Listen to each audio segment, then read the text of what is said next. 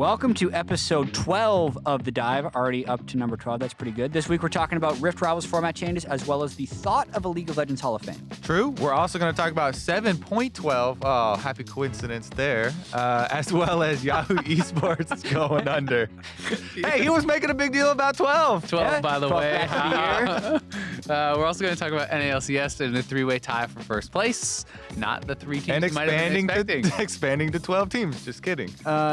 First bit of news we're going to touch on, though, is Rift Rivals format being changed from a 3-day event to a 4-day event. Interestingly enough, Jat, Kobe, and Azael are all going to Rift Rivals from North America. That's so interesting. This is close to our hearts, and this is actually interesting. Extremely so. Tell us how interesting it is. I could let you guys start on it, actually. No, Well, go ahead. the part is that we gave feedback because they were iterating on the possible formats for this.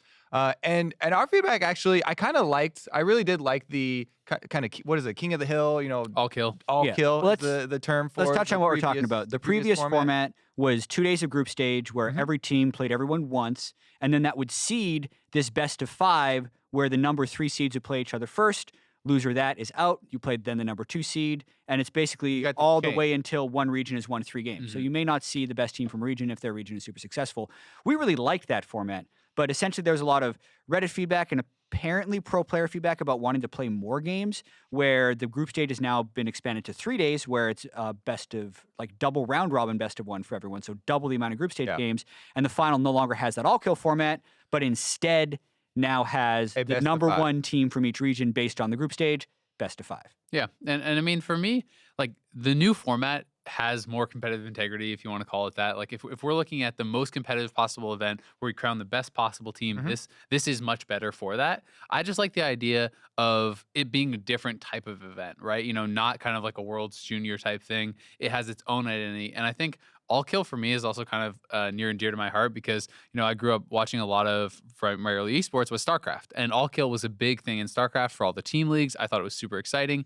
And even, in StarCraft 2, when they had worldwide all kill format and stuff. And it's a very cool format to me because you can have these potential sweeps, you can have upsets, and like it's played in a much different way. It's played like as a team as a whole, like North America is a team rather than individuals. Exactly. The part I liked about the old format is that the other 2 teams that aren't the top team get involved in the finals. So we see everybody involved in the finals, and as a team, you can come up with, all right, Phoenix 1, you may be sucking real bad right now, but we got this cheese strategy, so we're just going to try it out. The opener game, and maybe you move up a notch. And that format also had the chance of these crazy upsets. Those are super exciting. And people possibly like taking on multiple teams that are not expected to take down and like moving up. I just thought there were a lot of cool other aspects.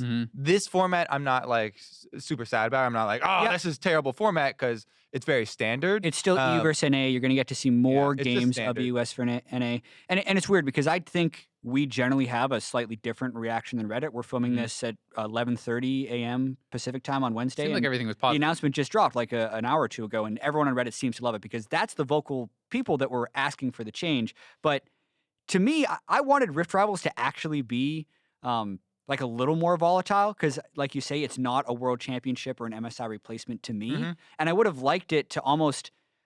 I'd like the debate of EU versus NA. So if someone wins, I almost like having that. You want a built-in excuse for NA when we lose. No, I want a built-in excuse for EU for when they lose. But either way, like, the more games you play and the more definitive your result becomes, the less fun the trash talk becomes, exactly. Right? Because what are you even arguing for if NA goes like 0-8 in group stages and then gets swept in the finals? Like, well, this wasn't very fun. But if they get swept, it's like, jet lag, best of ones, blah, blah, blah. Well, especially and I like that Korea. level of fun. Yeah. I mean, for the one with Korea and stuff, like that one, if you play, like, we already know that was Korea, already going to be a different format. Yeah, though. that's true. Yeah. But just like, when I'm thinking back to the StarCraft days and stuff, it's like Korea was even probably more dominant in StarCraft than they are in League. Like, I actually think that's fair to say. There were so many players at the top that smashed everyone from the other regions. It was not like it was just an SKT or top teams. And I remember having this all kill thing, and it was like the world versus Korea. It wasn't one country versus Korea because no one would have stood a chance. But even in the world versus Korea, the world is supposed to get smashed, right? But there was this one time where they actually, like, one guy, Damaga, had an all kill on Korea, and it was just so exciting because they were doing cheese strategies and things like this, and they played some very good standard games too. But it's cool to see, like, that it was a different mindset, right? Like, and maybe the teams haven't watched that or wouldn't have adopted it. But like to your point, if P1 is like buying into the playing for Team NA, maybe you do something really cheesy and really crazy that the other team isn't expecting, so you can try to steal a game off them. Especially if you get further and it's like, oh, okay, well, your number one team from NA is still alive. C9, try to do some crazy shit against G2 and knock them out. And if not, we'll play a standard game. Exactly. It always comes back to that for me, because for these things are supposed to be kind of about your region, right? And our new format kind of separates all the teams, where it doesn't really feel like Cloud9 and TSM are going to be on the same team. It's just like, all right, everybody play, and whoever's the best, then go try and take down your best. It's not really NAV. It's kind of the difference between this is an international event with European and North American teams, or this is an event that is pitting like Ryder Cup style NA versus EU, where everyone it's not Team America or Team Europe. Honestly, we haven't seen it yet, so we don't really know how it's going to play. Maybe the extra games will Oh, I know how it's going to play. You know I how saw it's the gonna go. script. You thought the original format was better. And this format isn't necessarily that bad, but for once, we're disagreeing with Reddit. Yeah. For once? Powerful news. I see what you're doing there. Yes, for once. And the event is actually... it could still be so much fun, right? Like, and I'm very excited for it. It's all just going to come down to how good are the games, how competitive is it. And I am hoping that both the regions can put forth some competitive games. I know people like aren't super happy with the fact that some of the teams that aren't doing well are going and whatnot. With P1 especially. But when you look at we're going to talk later about our top 3 teams. None of those top 3 teams that are tied for first right now are going for NA and stuff. So it's like that parity, baby. As an NA fan, like as someone who's like, oh yeah, hopefully we can have competitive games. That's a little bit scary. You're like, oh god, if like Europe is a very strong region, if we're not sending our best. I'm gonna keep up the facade. Europe sucks. NA's the best. That's the way we're going into Rift Rivals. Next thing we're going to talk about is the Hall of Fame, and I can remember people talking about Hall of Fame 3 years ago. Be like, man, when are we going to get a League of Legends Hall of Fame? First year of LCS, we were even like, all right, so we're going to make a Hall of Fame here pretty soon, or you guys probably have your own opinion. I think we're way too early to talk about the Hall of Fame because I'm a traditional sports fan, and legitimately other different Hall of Fames have slightly different criteria. So, you have to be retired for 5 years to be eligible for the Hall of Fame in those sports. Yeah, it's not always true though. Like there are some exceptions where pro players have been inducted like very quickly. Also, I was gonna say though, maybe like for Gretzky or something. The span of like pro player careers in esports are much shorter. So maybe the time that you would have to be retired would also be shorter. Regardless, though, I think it is a bit early because we even if you start thinking about it right now, you maybe come up with a couple names, right? Yeah, and you're like, worldwide, I think it's easier, and you can have like, someone like Messiah or something like that. And then you even have to figure out how do you balance the regions. Do you have an NA LCS Hall of Fame? Do you have a worldwide Hall of Fame? Is it a League of full Legends of Hall SKT players? Is it every player who's played on Koreans and Uzi? Like what would it be? Do you have any ideas? I mean, to me, like one of the things when I was I saw a post on Reddit a while ago about this, and I was reading that, and I was kind of interested in the topic. And most of the League of Legends discussion I've heard around it is like the best possible player goes into the Hall of Fame, and it's not always just that. Like if you look at like Baseball Hall of Fame or Hockey Hall of Fame and things like that, like I've gone to a few of those. It's people who have made contributions to the sport, people who have like been, notable for various reasons. It's not just that you were the best player in the whole world. And for reasons like that, some of the players that I think of, like guys like Hotshot GG and Reginald and stuff, like you don't have to be the faker to be going in, but like, Hotshot GG was one of the original like massive streamers and and now owns like CLG and all these things. So like someone like that, to me, those contributions would get you in. And it doesn't just have to be about being faker. Yeah, I mean, there are other things that you would take into account, right? Like how big of an impact they had on the history of the sport, basically. I think we're 7 years in. I want to think about when we're 15 years in. Like the Hall of Fame to me is such an old timey tradition in that sense. Yeah, things that started also popping in my mind were like, okay, so like there are some important even like plays that are named after players, like Insec. Insec has been playing. He's been playing, by the way, for the last couple years, and still playing in China, not very well, and bouncing around LSPL and LPL he'd be in there. But exactly, he's still such a big name and big player, even though he actually didn't even have a very long impact on the scene. Yeah. It was only a couple of seasons where he actually was a top jungler. Yeah, 2 years, pretty much. And even, I mean, like another guy who went downhill, Expeke, right? Like that's a guy who like, like, So like he had a lot longer impact. yeah, though, but I mean, than just I'm talking about like more recent years, right? Like when people who are more recent fans and stuff, and if you think about him on his like Origin days and stuff at the end, playing support and playing AD and these sorts of things, So like, to me, Expeke is a well, I'm not clear on your point because Expeke has literally been involved in League of Legends since the very beginning my point up until my point now. is just that you don't have to be A pro. performing at the highest Yeah. level to be Okay. able to still go in, because he had massive contributions and was really good for so long.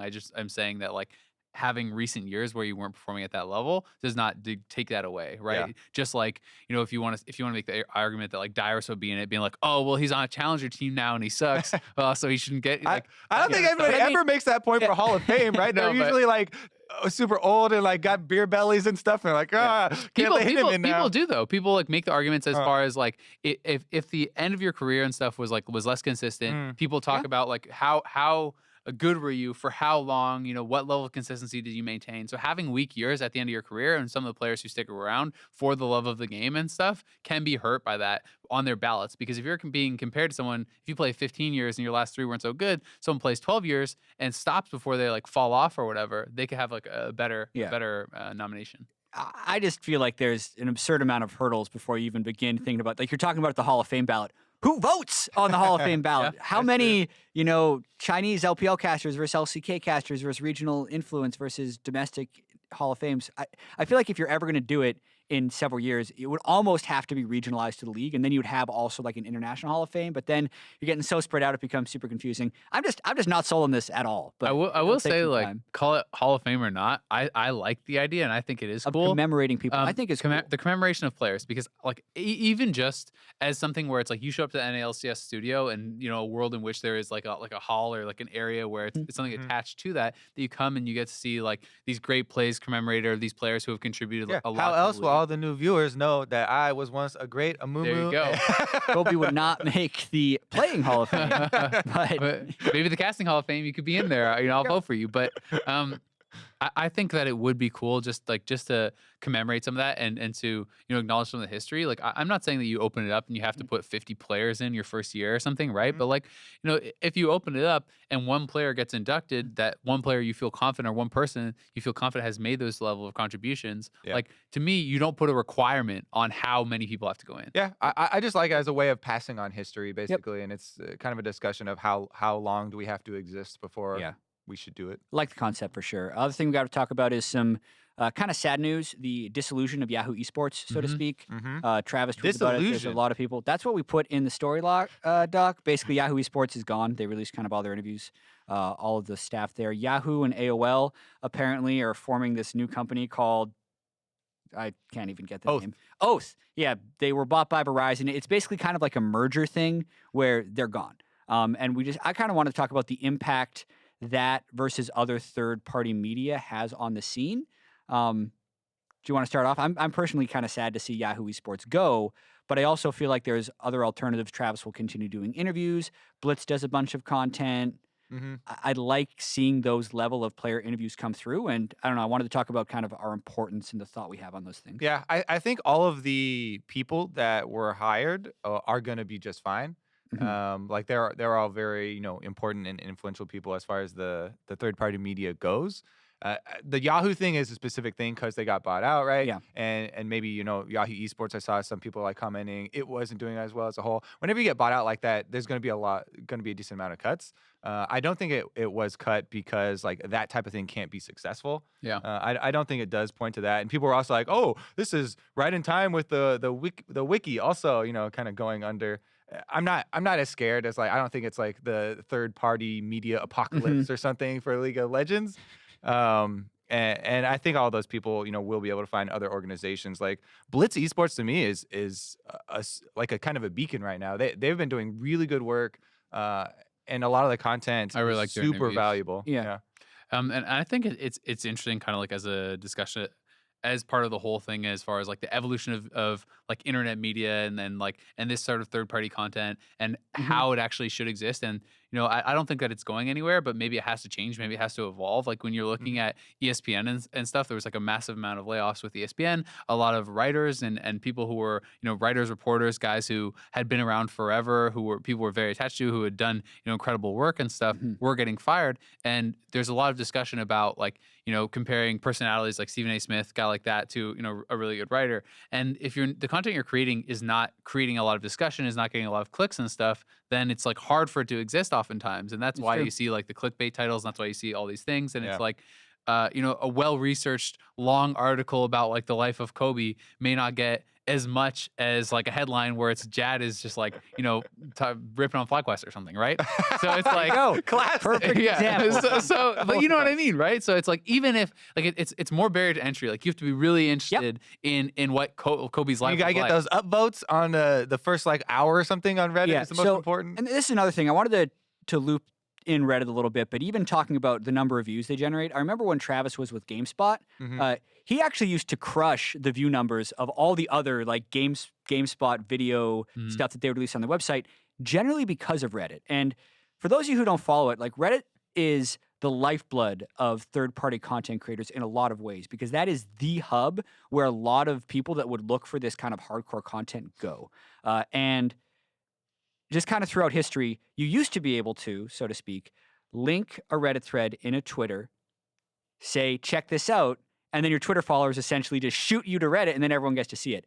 They banned that, which I think is good, because you'd have these people with 200,000 Twitter followers, all their articles would always be at the top.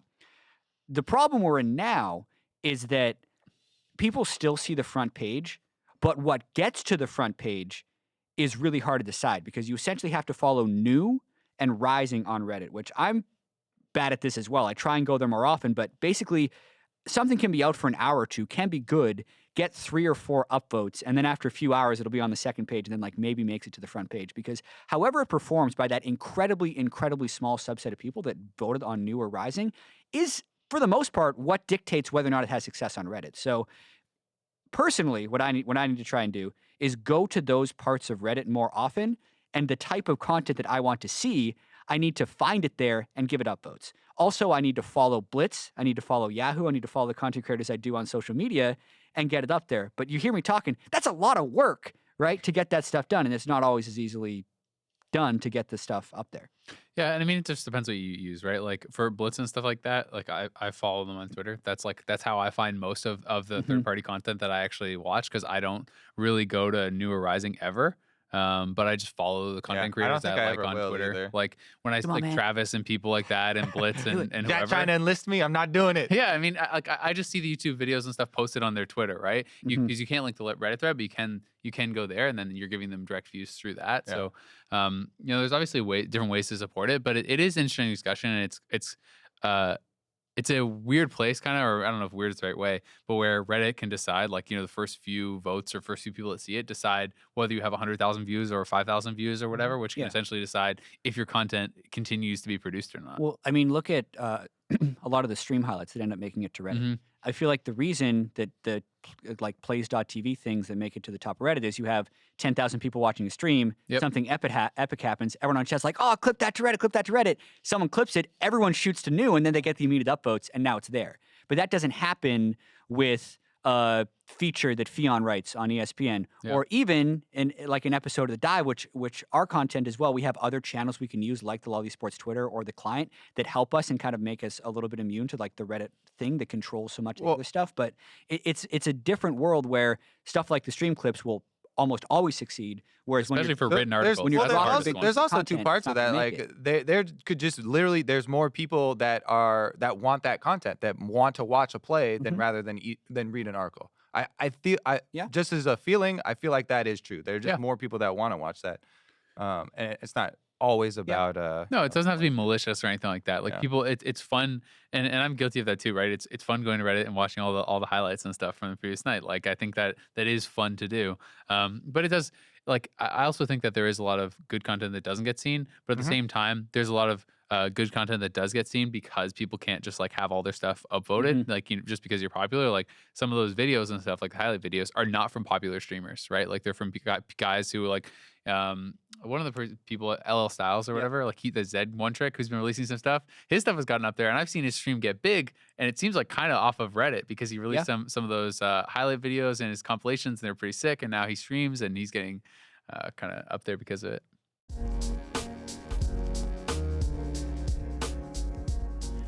Going to the meta focus, obviously. Solo queue updated to patch 7.12 in the LCS. We talked about the patch itself last week in solo queue. It's now been out for a week and will be going to the European and North American LCS this week. Yeah. What do you think is going to have the largest impact now that you've played on it for a week, Kobe? I just got excited because Rek'Sai just got a ton of buffs, and she had a very big problem of being able to dodge the ultimate, right?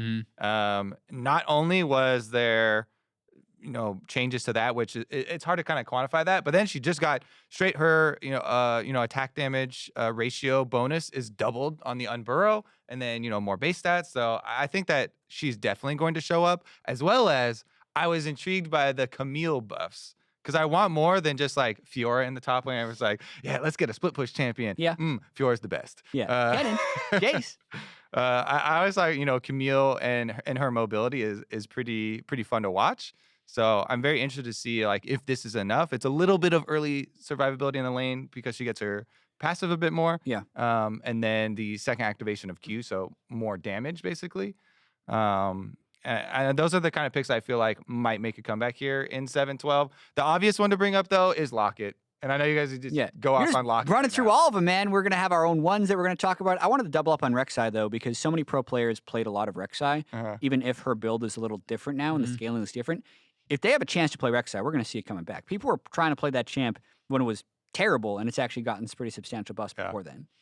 Yeah, I think Rek'Sai is actually just straight up really good now. Like, I think it's going to be pretty high priority because it's also not something where players have to relearn this champion. It essentially plays the same way. Yes, there is no kind of farming or ultimate, but it's not a new kit that you're having to learn. There's no real learning curve on that. If you can play the old Rek'Sai, you can play the new Rek'Sai. It's very easy, and like it that's has my problem all with the strengths. That's my problem with it is that this is one that I think that will show up. I'm not excited to see her show up though. Yeah. Because it's literally I've never been excited about Rek'Sai. She's just a bruiser.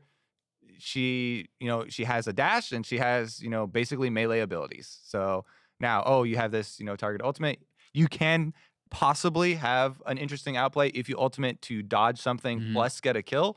But that's the highest moment that I see from this champion, and it's going to be mostly to me about were these changes. Where her stats level is she just stronger in straight up dueling positions, or is she just straight up weaker? I still think Lee Sin, Elise, and Zach are going to be the top three, but yeah, I was really hopeful when I saw all these AD ratios. I was like, maybe we're gonna get some Assassin Rek'Sai. That'd be kind of fun. But I've realized the more I've been playing, you build a warrior, and then you're like, okay, it's time to go tank a little bit. But I mean, the thing is, it's like, and you can go kind of damage heavy. Like I've seen Warrior Black Cleaver Titanic, but even then, it's not like you're gonna go full assassin. You're gonna go tank after that, and you're building more like bruiser, right? Like, or fighter, or whatever you want to say, not like actual assassin. Because I was kind of like, maybe this would be pretty cool. Maybe you actually like dive backline and you assassinate with this. You could go like Ghostblade and like all this stuff. She doesn't have enough complexity to make that style work. You can't be just an all-in assassin. Yeah. You just dive to the back and then die. That's useless for pro play, right? That's just exactly. You have to be like Zed or something, have a way back out, or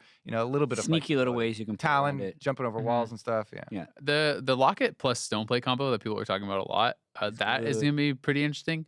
I do think so while I do think it is very good, I also think that people are kind of overhyping it in some ways. I think that when Cho'Gath with Stoneplay came out, people were like, oh my god, it's so overpowered. And like, when's the last time you saw that, right? Like, realistically, I actually never saw it. The problem with that strategy is you have to play Cho'Gath. Exactly. But the thing with this is as well is like this can be very good.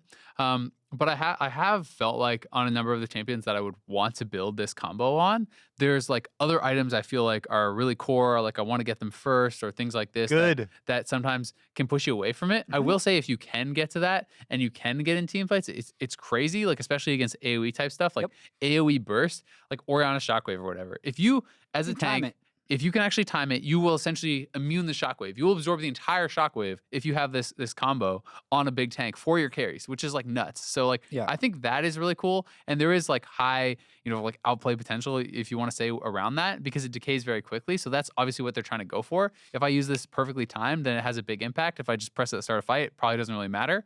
So I do think that's kind of cool. But I think we might not actually see it as much as people think. Because if you're thinking about like Gragas and stuff, you still want Spirit Visage and stuff. Exactly. For some context, we're talking about generally Cinderhulk, another big health item, potentially Warmogs, then Locket, then Gargoyle Stoneplate. Because if you then use your Stoneplate, which doubles your max health pool, and the new scaling on Locket, you get a roughly 2,500 health shield, which decays over 2 seconds. So, like you say, you have to do it perfectly.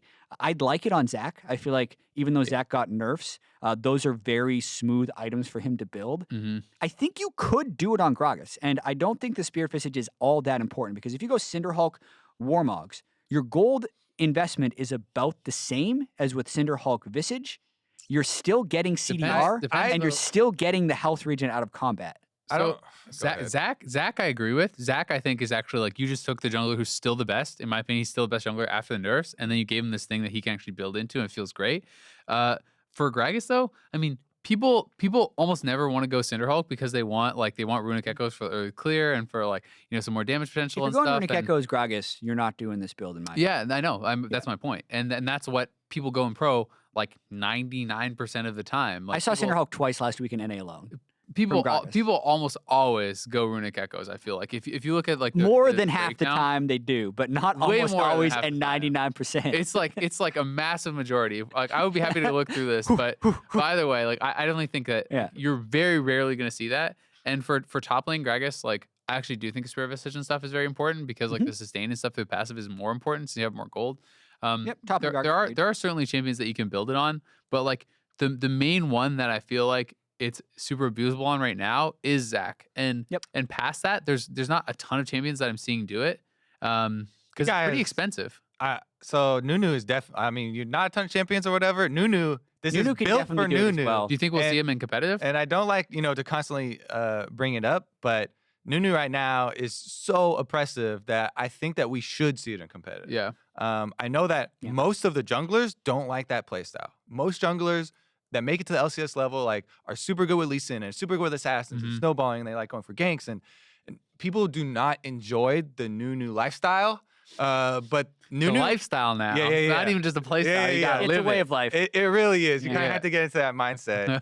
I just think that it's so strong right now that you should be incorporating it if you really want to go for the wins right now. I do think that he's going to get nerfs. Well, I feel also, like if you go Cinderhulk Warmogs and you're doing the Stoneborn Pact Master, you're healing for more because your max health is higher. Exactly. So even more synergies. Exactly. There's synergies already built in. I still don't like Warmogs. I think you don't have to go Warmogs. I actually think that item is amazing. I think it's really good on Mundo. I think it's definitely a waste. Cinderhulk Warmogs, and you're hitting the max health threshold. So if you're ever disengaging from a fight, your health full health. You don't need that much health. You don't need that much health. Health regen. Resistances are so much better that early. Just don't play like the value of resistances for Nunu, who already has health multipliers, and Cinderhulk is too much at that point. Anyways, that's beside the point. But I do think that we might see him come out in competitive play if teams really want to grind out those victories. Yeah, that's interesting, and I do agree completely. Like that Nunu works very well. I was thinking more competitive, and I'm not sure if we will. Like it's one of there's oftentimes like I do feel pretty strongly that for the most part, if something's super overpowered in solo queue, it should be in competitive. Like I do think the transition is takes a easier. long time. Yeah, I mean there's a difference between should it be there and will it be there. That's like the Malzahar thing. I think Malzahar was like disgustingly broken. Too bad he's getting nerfed on this patch. Well, he's already nerfed. He's on still 7-12. That's what I'm saying. The win rate is still insane. But I mean, I was like, this for sure on 7-11 should have been in there. We saw like a couple games, I maybe remember, Azale was just wrong. Maybe. I mean, it also had like a near 60% experience win rate or something. Like it was broken, I think. But that'll be interesting. And I mean, I think that the combo, like the Locket combo, is something that's so like obvious when you see it and almost feels so wrong when you see it, because it's a couple thousand HP that it absorbs, that people are sensationalizing it. I just don't know if we're going to see a ton of it in LCS, because I don't think Zach's going to get through pick and ban very often. Nope. And I'm not convinced we'll see Nunu. And I don't know who past that will build it besides full tanks later into the game. Exactly. Yeah. Well, it's very clear that it has shifted from a support item to a tank item. Yep. Right. And that You can do that was Tom their Kench, goal. right? Like that Tom was Kench their support. That was their goal with the change. Tom Kench, if you get to a tank position, like it takes so long to get the gold. He's actually a tank. Yeah. But it has been shifted from the shield stacking with all the multipliers over to a tank item. Yes, there are tank supports, Azale, so you could cover both bases. But and I think that was our design goal, and I think they did that well. As far as the exact tuning, I think that shortening the shield duration was a good way to tune it. Yeah. Speaking about the supporty guys, do you think we're going to see much redemption in competitive? Because I feel like or Zeke's convergence. Okay, so I don't even see that item. No. As far as support items, I think the king support item right now is the Ardent Sensor. Yeah, Ardent Sensor is godlike, and I think redemption is really good after that. But it feels very rare in competitive play that a support gets, their upgraded boots, their upgraded Sightstone, their Ardent Sensor, and then also their redemption. Like, there's not a ton of games where supports have a lot of money because they spend even more time roaming and stuff, and they spend so much gold on warding, I feel like. I do think Ardent Sensor is king and should have been seen for a while. I've been saying that for weeks. But I think even with... You get credit. Thanks, man. With wind speakers... and the other masteries that can enhance shielding, I think first item redemption on someone like that is still all right. I actually think it's fine, and then it's going to only get better throughout the game as far as scaling perspective goes. So I think redemption is kind of dead on, Tom Kench or Tarek or someone like that. But I do feel like if you're going a wind speakers guy, it's still a fine first item. So, like, I'm curious, though, like, Karma's been hit by a fair nerf, right? So we'll see less redemption because of that, more so than because of the redemption. So that's what I mean. Like who in competitive is going to, like, build this item first that's going to be seen a lot still, right? Because I still think that Ardent into redemption is super good. That's what I think, right? But redemption first, I'm just curious, like, what champion do you think in competitive will build redemption first that's going to be meta still? Yeah, I'd rather see Nami, Lulu, Ardent maybe? Sensor. Lulu is nerfed. I mean, what have you guys run into the Karma mids who were going redemption builds with like an Athenes later on? No. I had not seen that. I'm trying to figure out if it's good because it still gets to 250 or 300 AP, and then the shields are just insane because you're going Sensor, Locket, Sensor, Athenes, as well as redemption, and then you're multiplying in a lot of different ways because you're getting a bunch of AP. But maybe we'd see it there if people want to go full supporty, but that's another one of those things. Like mid laners aren't built to think that way or play that way. Yeah, I actually really the nerfs to Karma shields are significant. 20 at max rank. Yeah. And that's before all the multipliers. So it ends up being more than 20 after you take into account all your, end game. And her win rate is in the dirt pretty hard, especially when you consider like I pool her in one of the easy champions. Like when you look at like, oh yeah, man, Azir has kind of a low win rate. Well, that's a bit of a different story. But when like shielding support, like pretty basic support has a low win rate. Azir takes some skill. Karma? Yeah, not so much, right? And so it's like when I see Karma at like 46% win rate as an easy champion, I'm like, well, that's kind of like, ooh, this champion probably sucks. Like, because when you look at like Sona, like super easy support, or Janna and things like that, they're like always like, in the 50s and stuff, right? And so I do think when the win rate gets that low, the champion probably isn't that good anymore. Might not be worth picking, even though it has been a mainstay in competitive for so long. And quite frankly, I'm okay with that. I'm like, I've seen so much Karma in competitive. Yep. I don't think it's interesting to watch at all. And it's also, this is kind of part two of that, is that it's very hard to tell how good a support is from an observing point of view. I think oftentimes when they are playing Karma, like it can be harder to discern like the difference. She was already on her way out because everybody's playing Rakan and stuff now. So good riddance. Barrier deep is Kobe. good on Rakan. I'm done with supports. Talk to me about some Mundo, because I saw both of you playing Mundo recently. Yeah, so you're both in love with it with your personal solo queue. I have this constant struggle since I haven't really played that much League in the past year because I've been recovering from the wrist surgery, that whenever I pick up a champion that I used to play, I almost overrate it. I'm just like, yeah, this champion feels great because I actually know how to play it. And for Mundo, there are things that are pretty good. This is the guy where you go Cinderhulk Warmogs. Absolutely, because you can spam all your health, you can W all the time. His clear speeds are actually insane. You start W, you go... Just a sidebar. I feel like actually insane is this the new insane? And we're going to have another level pretty soon. Yeah. Super mega actually insane. All those Reddit posts used to be like insane play, but now every Reddit post is actually insane play. So soon we'll have... factually true, certifiably accurate insane. Continue. His double clear is really good. Yeah. You start W at Raptors, and then you obviously go Q second. But you can just do Raptors. Are you going Talisman then, red, probably? Krugs, you definitely go Yeah. Talisman. You go Raptors, red, Krugs. You don't even need to pull. 2-minute, 30-second, done. Right? I have not found a jungler that is faster at a 3 camp as Mundo. And then if you want, you have the flexibility to start at the buff with Cleaver and still clear pretty fast and then go W second if you want to like support your top lane. But no one else can clear at that speed. So I'm almost always getting level advantage on the enemy jungler, and it lines up really well with counter jungling Raptors or any of those sort of things. That's why when we saw the buffs to W and the flat damage increase at level His 1, AD, yeah. I was like, oh man, he's gonna be able to abuse all the AoE camps. That's what I like best about your route. Is you're absolutely getting the maximum out of AoE. Yeah. You start like the usually shitty because people don't start with level 1 AoE, but Mundo does. It's kind of the Shyvana thing where they had a hard time figuring out how to nerf her because her AoE was so insane. The other thing I would say is because of some of the like the AD buffs and like the W buff and stuff, his dueling, if you go challenging, like challenging smite, is actually pretty strong. Like you can actually duel some of the strong dueling champions pretty reasonably well.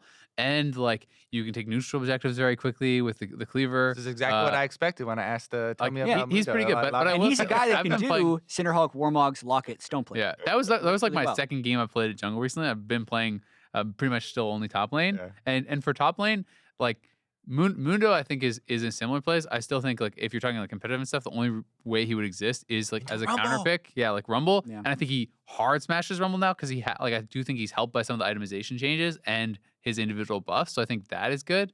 But I mean like Mundo's problem is still what Mundo's problem has been. It's people spend 800 gold and they counter your champion. Like it's Executioner's Calling. Like that item smashes you so hard to the point where it's like even if you're out farming them super heavily and stuff. Champions who can itemize easily into this, like if you're playing against like, I don't know, I see like Yasuo's and Rivens and I don't know, any Kennen, AD champion. like, yeah, exactly. Like all these champions just buy it early against you in lane. It's like, oh, sweet. You're up like 60 CS, but now your whole kit is around regen and you don't have regen anymore. So what do you do? Even at level 6, I don't think his ult heals for that much without execution. I literally use you need to be level 11 for or so trading. Or just sustaining the jungle and stuff, or the move speed. Anyway, Kobe, how you doing? You're not playing Mundo? How's your solo queue? No, I'm not. Nunu And lifestyle? That's why I did. Like, I waited a while to bring up Nunu because I'm sure he's going to get nerfs. I don't want to accelerate the nerfs, He's but definitely gonna get nerfed. exactly. His win rate's It's insane. funny because last week I was like, oh yeah, I'm just playing Nunu and Warwick. Right now, they're number 1 and 2 win rates. Yeah. Just shot up. And Nunu's experience is always so much higher, even though he is like a very easy mechanically. Yeah. Because he requires like, it's actually funny. He was one of them.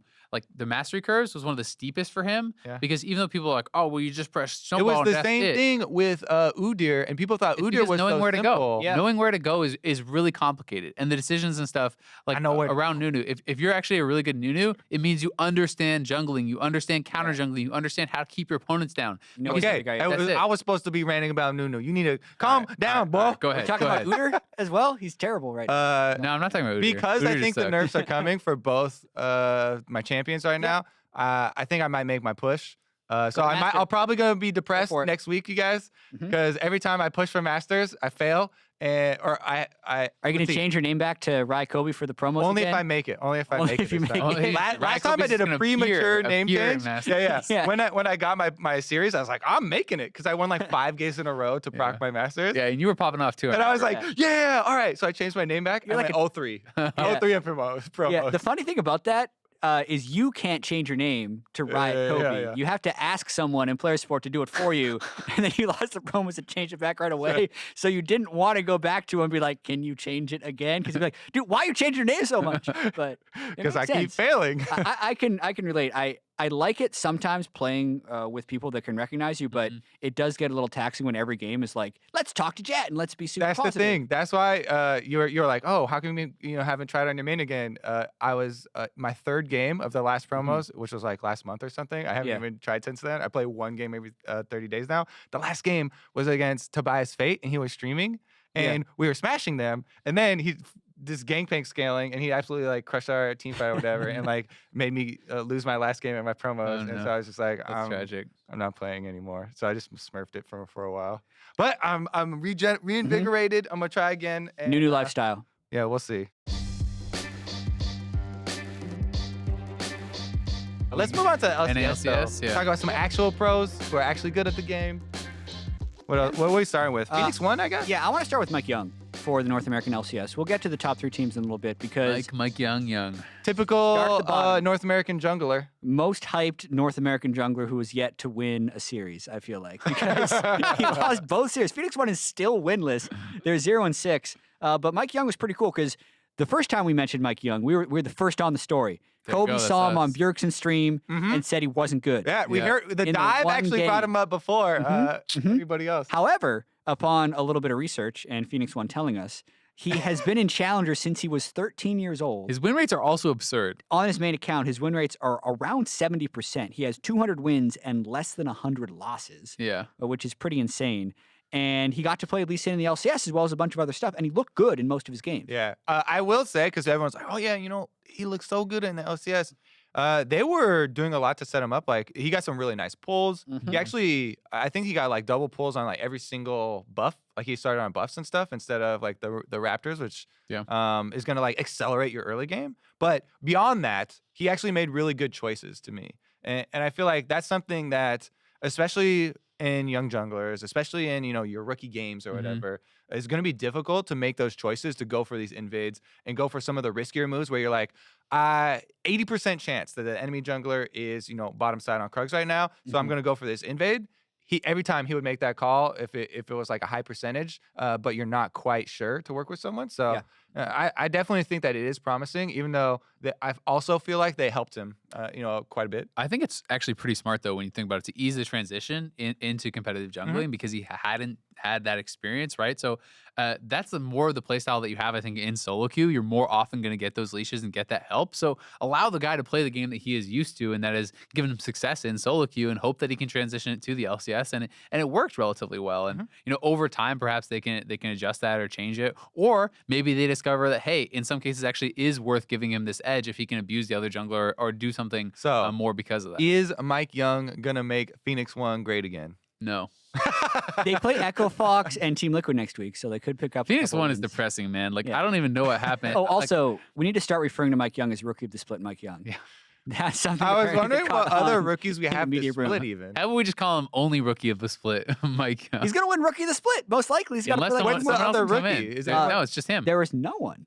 If It's only him so Niski far. comes in and plays for Envy, then he'd be the other rookie. Ooh, there you go. Then it's a two-horse Then race. it's competition. But I just think it's P1, like all their issues to me scream of like organizational problems and like team environment problems and stuff, because it just seems so bizarre to me that like each individual player feels like they're sucking, and they were doing really well before. Like Arrow's not doing well. Ryu, yeah, sure, he had some great games, but like in general, Ryu is not doing well. Zig has looked really bad. Like everyone is looking bad, and it just feels like something has gone wrong, whether it's with coaching or their attitudes are all in the dumps because they're losing their confidence or whatever it is. It just seems shocking to me that this team that looked so solidly the third place team last split is now just getting slammed by everyone. And it's like in a lot of these games, they're not even showing signs of life. Like it's weird.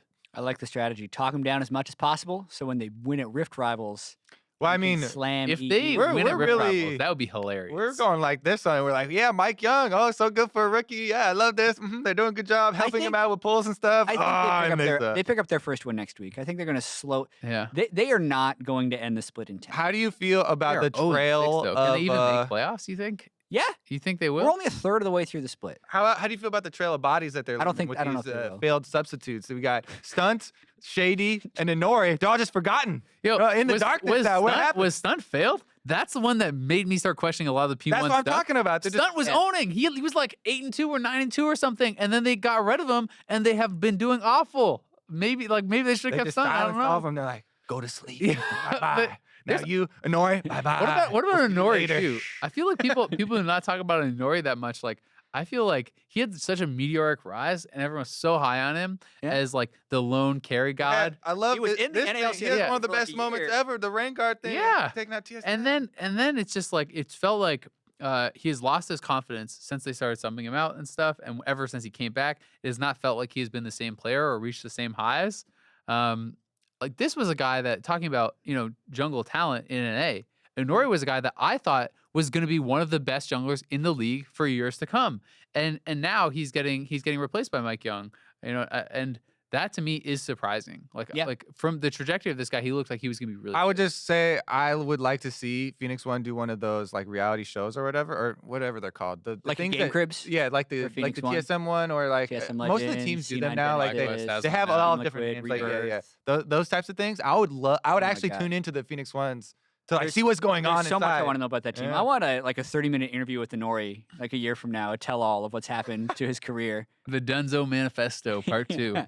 Let's talk about some happier things, though. Stunt is now on Immortals as a sub. That's cool. Yep. But mainly we're talking about the top 3 teams in North Oh, America. slick! Let's talk about Immortals. Woo! Immortals, COG, and Team Dignitas are all 5-1. So technically, they are the first place teams in North America.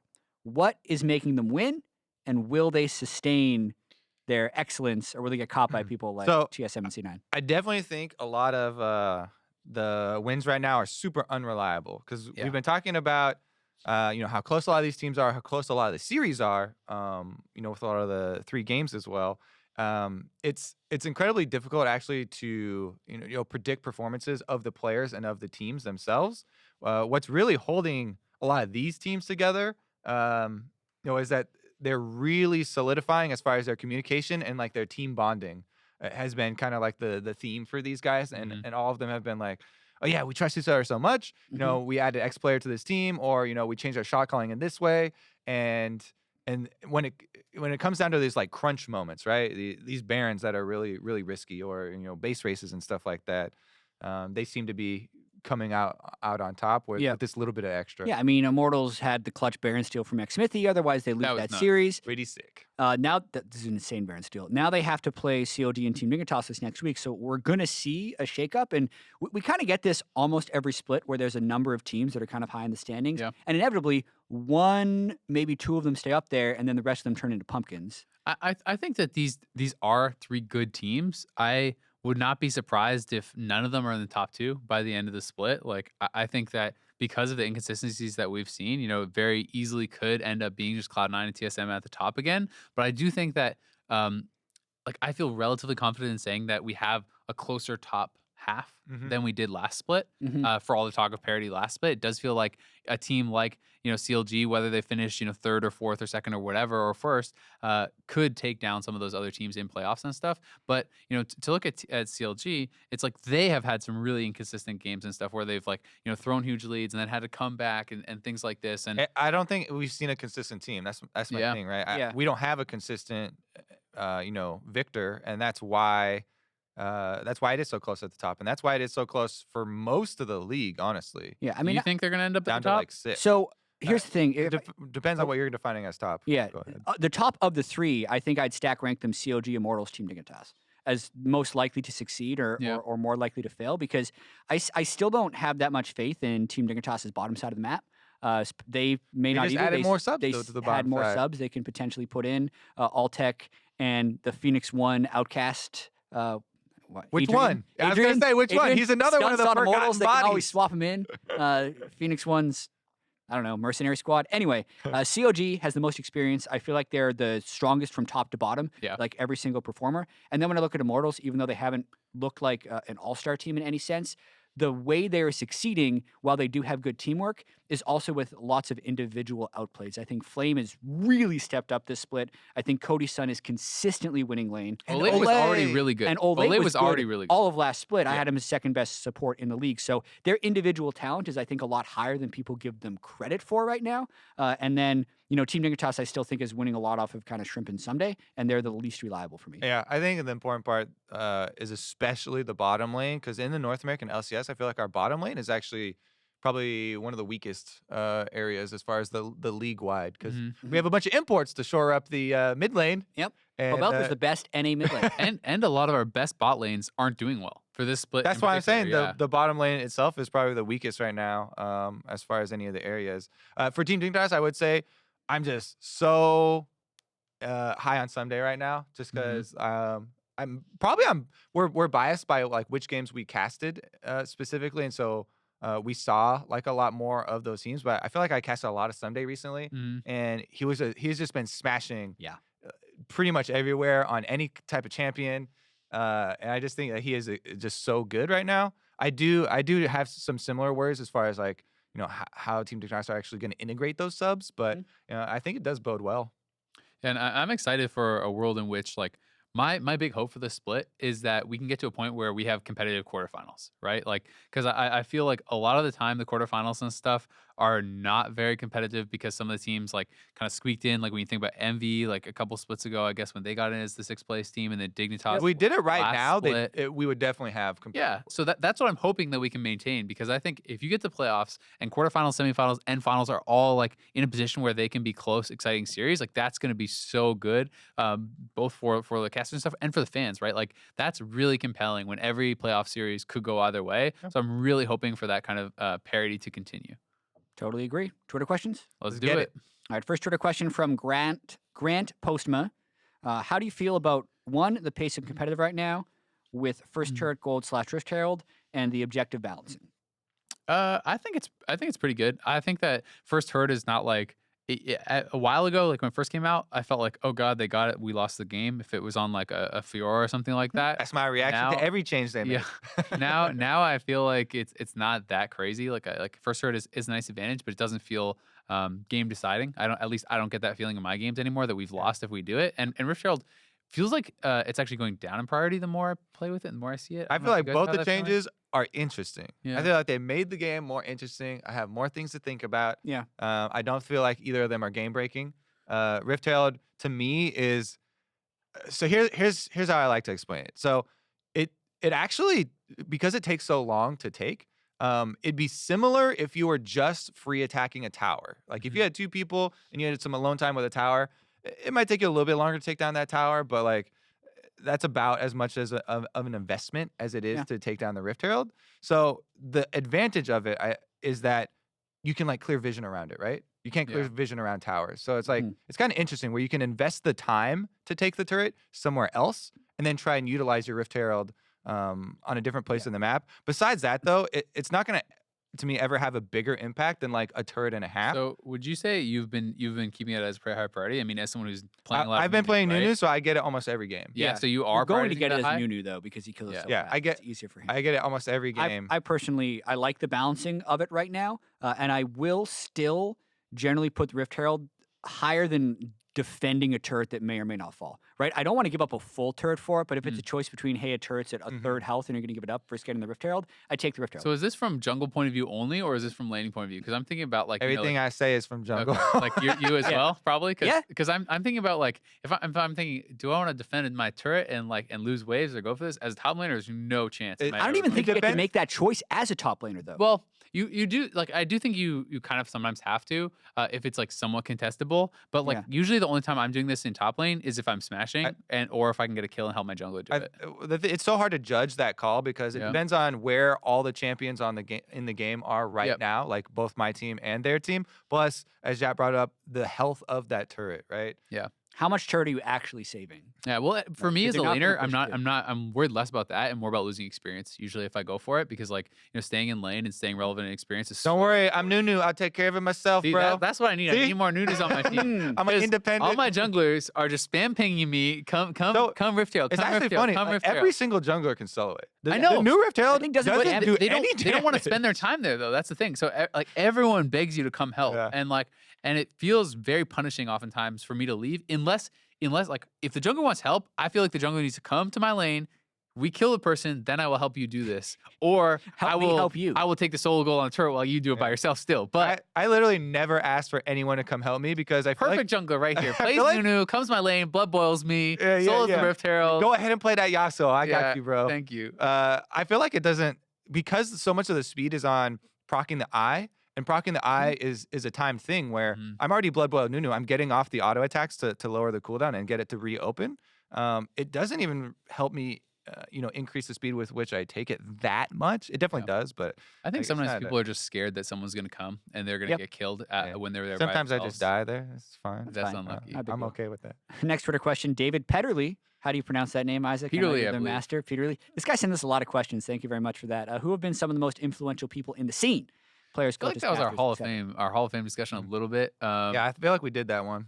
But like there's as far as it depends where you're looking, right? Like if you want to look worldwide, everyone's gonna say Faker, everyone's gonna say Coma, everyone's gonna say stuff like that. But like I think you just have to look not much further than like a lot of the biggest names, a lot of people who have shaped the game. Wei Zhao, PDD, Messiah, Uzi, even like guys like that. I think. Want to balance out, keep going. For EU, it's got like to me like guys like Froggen, Suchet. Peke, Suchet with the Gragas cosplay season 1. My favorite GIF of all time, him knocking over what's his name in the belly slam. Yeah, the only thing I'd want to add to that discussion as far as like influential, I'd say people like I'm a Cutie Pie are actually highly influential. Yeah, they get so many. Just look at the popularity of the Delta Fox stream. No question about it. They carry so much weight and power.